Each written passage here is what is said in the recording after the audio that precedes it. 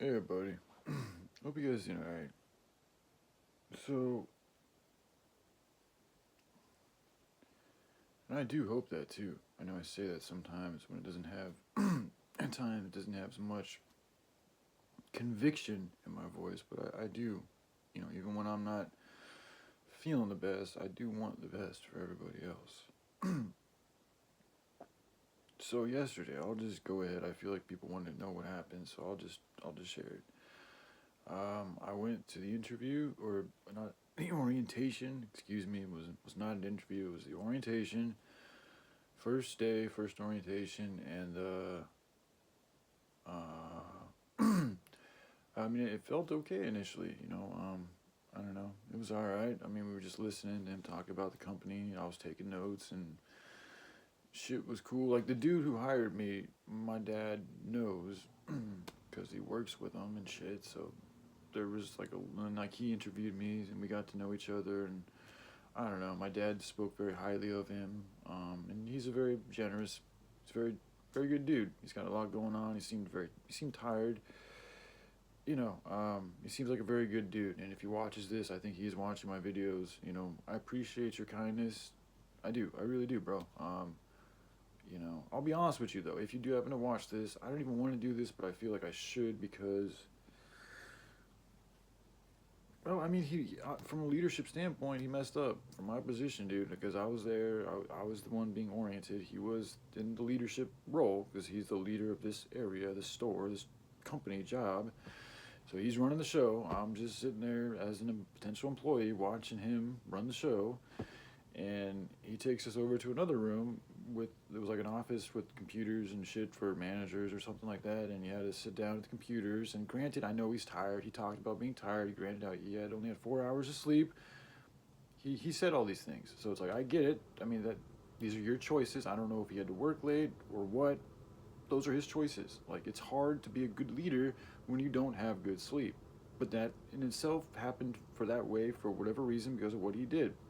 Just saying. But I do acknowledge that he talked about that and that he was tired. So anyway, we're in this computer room and working on just bullshit fucking orientation. I say it like that because I've been through so many of these things. They all have you do it. It's like getting you into their programs. You got to go through. You learn their history. I'm not trying to be mean about this shit because there's a real. That's a good. Actually, I liked seeing it because it educated me on ways that can help present the presentation. That's what it is. It's a presentation of the company that you're about to work for. So there's nothing wrong with that. I've dealt with a lot of emotional shit the past 24 hours, and I'm in a mood I'm alive. I'm okay to be alive. There's a lot in my way, but I'm going to keep moving. Is what it is. Life isn't all about being happiness. There's a lot of hardness and harshness in your life. It's going to happen in your life. So anyway, back to the message here. So we're in this fucking computer room and people are talking and shit. Nobody's talking. I'm sorry. That's he was. He would kind of instruct us there's three of us, and so he's kind of looking over all of our shoulders, kind of instructing us on how to go about this computer. Like now we're at the test phase. Like we went to another room where we're doing these tests for them to evaluate us or to teach us or it was a basic question on like forklift procedures and like what the definition of a forklift was or some type of weird question that wasn't even that important. It was really strange, but it was this one question I just could not answer correctly. I tried like 6 times. I don't know. I mean, it was over 3 times. I kept on trying. I just could not answer it correctly, and the whole time, like, okay, I got a little ahead of myself. Let me go skip back a little bit. So while we're in this computer room, and it's just three of us, and this dude Michael, who's the guy that my dad knows, who interviewed me, who kind of liked me, or I don't know, felt like we had an alright chemistry. He hired me. He's the one doing the rotation. He's running the show. He knows my dad. Da da da. And we get into this room. There's only three of us. There's two girls and me. Well, I mean, two people. I'm not trying to be insensitive to anybody. There's 3 humans altogether. Anyway, there's 3 humans. There's 2 over there. I'm over here. Okay, 2 of them are over there. I'm on the other side of the room, and he is. He's just watching over our shoulders as shit goes, and he for whatever reason, I started picking up on like he's like I could feel he's extremely impatient about stuff and like getting really frustrated and like being a little short with people. Like maybe I'm sensitive, but I felt like he was being like really like short. Like somebody would ask him a question, and I thought it was a relatively generic like. It was like an alright question. It was just a question, and the dude was kind of like he was giving that attitude like, why are you asking this? Like trying to get him to think about like why you'd ask such a stupid question. That's kind of the feeling I got. I could be off. I hope I am, because maybe I am. I was very sensitive. I didn't sleep well earlier either. But anyway, so I keep on picking up on him and this like really just funky feeling, and then like I tried to just roll through it. I'm like, this is supposed to be the dude that I was like told was gonna like be this. Like my dad presented him in the image of this guy who's like super helpful, kind, and nice and benevolent, and I think he is. But that day, that moment, this moment, the energy he was giving off, I don't know, man. I was in a really hurt place, like almost crying, breaking down in that fucking room, and like I felt like he barely wanted to fucking help me out. Like that's his job that he's getting paid to do, and I felt like the dude like I actually felt uncomfortable asking him for help. And I've been in this situation before as an employee, and to me that's a fundamental error in your management. If I a new hire, my first day in this fucking job, I'm already feeling like uncomfortable and asking my manager for help for shit, like that's an issue. And this is supposed to be the dude that's supposed to be here to help make everything beautiful, and he's not doing it at all. And it's like I almost like, and then it's like I don't even like, what am I gonna do, like correct him on how to manage his job when I'm the first newbie fucking here, and so I continue. But I was like, you know what, dude, I'm just gonna stick through it. I'm gonna stick through it. It's gonna make my parents happy. It's gonna, and that's like all I'm doing this for anyways, is really just to make them and you guys fucking happy. Because me, I don't want all this shit. I don't want it all. I really don't. I don't want a house. I don't want all these cars. I don't want all this shit. I don't. I want to get this good job done. That's what I care about. I don't care about all this shit. So, like, that's what I'm thinking. I'm just here for fucking them. The Doors pops on. It's Jim Morrison singing. And it's like, oh, my goodness. He's talking about fucking waking up in the morning and I grab myself a beer. And I'm like, going back to my addiction. And, like, it just jumps in my head. Like, how all these songs literally, like, that did help. Like, that music did help push me into addiction. It did. I'm not saying that they were intending on bad things happening or it's their fault for me being an addict or any of this shit, but it did. It did have an effect on me choosing to indulge and to addict and to destroy myself. Like that music did. And like the way, when you think about the Doors, like he does leave you like hanging on the fence. That's even one of his lyrics. Like he hasn't chosen a side, and if you don't like that, it's a misconception. Like, he doesn't know. Like that's my only conclusion is that Jim Morrison, I think he's still alive. He reached a point in his evolution to where he really couldn't figure out what the fuck to do with himself. That's why he just dipped out and left. It's kind of like I have a lot of respect for him, but it is, if he really did do all that, it's a cowardly move. Like to just run away from that and to fake your death, that's a cowardly move. That's not moving in authenticity. Is what it is. And if you're a real fucking badass soldier, you fight these motherfuckers. You don't just run away, pretend like you don't exist and all this other shit. But, people do what they do.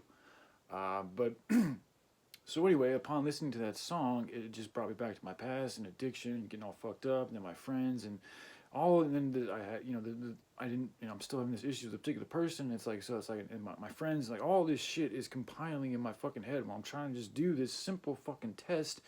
And in all of this, like the one dude that I was told was going to be this like kind of like guardian angel, like it's all good, just go with Michael and Fred Meyer and you're going to be fine, Brian, because that's pretty much what my parents, that was their solution for my situation, is to work this job with this good dude, which is a lot of responsibility on him, by the way. I'll get into my dad later. And this needs to come out. If they want to kick me out, I don't fucking care. This needs to come out. The family issue, it's all fucked up. If the family's fucked up, the whole country's going to be fucked up. And from my perspective, the whole family is fucked up. The majority of the families are fucked up, and that is why we're all fucked up. So there's more to come out of this. So anyway, Michael, and like I said, I think he really is a good dude. I think he was just having maybe a bad day. But that happened for a reason. So it's like, I'm aware of it. I'm just continuing trying to roll with it, feeling like I'm not being helped at all. Like I literally had to ask this dude what to do next. Like that actually happened. I finished a section, and like he could have easily just like, okay, so after you finish this section, just keep, go to you're going to get to another page. And like he really wasn't like keeping all that good of a tabs onto me. And his tone Tone's a big thing, bro. Like, my tone is not the best right now because I'm not in the best mood.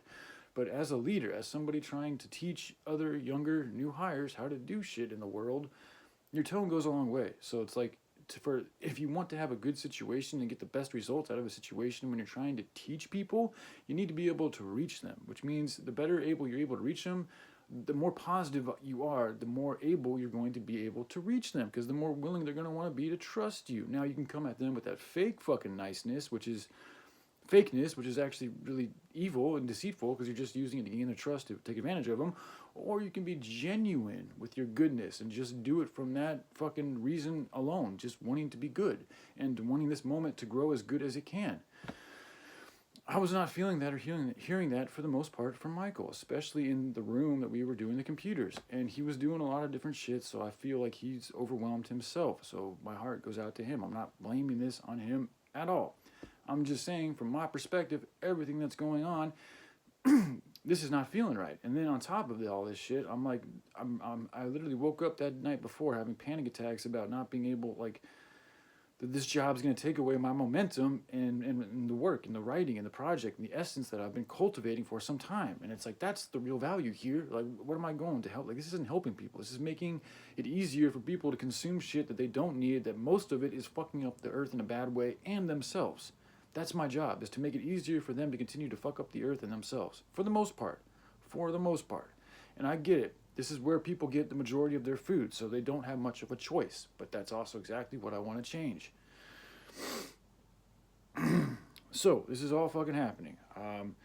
And going back, so then I'm getting to the point where I'm at this spot in the test where I'm trying to get past this fucking test, and it's the same stupid question. It's a silly question, and I kept on getting it wrong. And I kept on trying. I'm like, this is fucking ridiculous. And then I'm sitting here looking around, and like I keep hearing this voice saying, you need to leave. Just leave. Like, it's not working out. You just go. Like, Michael's off. Like, this thing ain't working. You're not in a good place. Like, it's not working. Like, you know, and it's like at the time it was at lunchtime. Like, it was at 1 o'clock. We'd already been for 4 hours. Like, and I was like, this is time when we should really be having lunch. And it's like, I'm just like, I could ask to go on lunch. I should, but it's like, this is his show. He's fucking doing it. And he's just left us out in the room, and he's not asking how people are doing, or like, I wasn't feeling the helpful vibe. And so I was like, you know what, dude, I'm just going to dip and leave and just walk peacefully away and go home. And I don't know where I'm going to go from there, because I was in a suicidal mind state. But I was like, I need to get out of this room and just go, because this is not working. And then, like, the whole time we were walking around doing orientation, they were joking about shit. And it's like, I didn't find it funny. Like, that's one of the most awkward and fucking uncomfortable moments to be in. And like, when you, like, in a social gathering to where people are laughing about shit and like you don't find it funny at all, and then like they're expecting you to laugh about it or to talk about it, but you don't, because you really don't want to, because you don't think it was funny, and then they get weirded out by you because you didn't think what they said was funny, and it creates a weird vibe. And then that happened too. So I'm like, this is like I just don't fit in, like, at all. And then there's the good reasons that are going into all this shit, and it's like, it's not about the work at all. I like to work. I don't like working inside and all this type of shit. So then that's also fucking with me. And it's like, so I made the decision to leave yesterday orientation, and I said goodbye to Michael as I left, and he was talking on the phone, doing something else. Well, see, that in itself tells you that he had too many things on his plate. Like, he was literally doing another job while we were in there doing our orientation. So he's literally doing like 2 things at once, which you shouldn't be doing. Like, to me, if that's your job, to help people get through the fucking orientation process, then you should be there. And clearly there was help that was there that he did not even have the ability to see. Because if he was really tuned in, it wasn't that hard to see that I wasn't doing all that well. Like, if he wasn't able to read that, there was numerous times he came over to my desk and like that's what I mean. It felt like he kind of didn't want me to do it or something. It was weird. Like, it was a really weird feeling, dude. Like, I'm not like I didn't just walk out because I just like, fuck this. I was like, there was a lot that took me to walk out of there. A lot.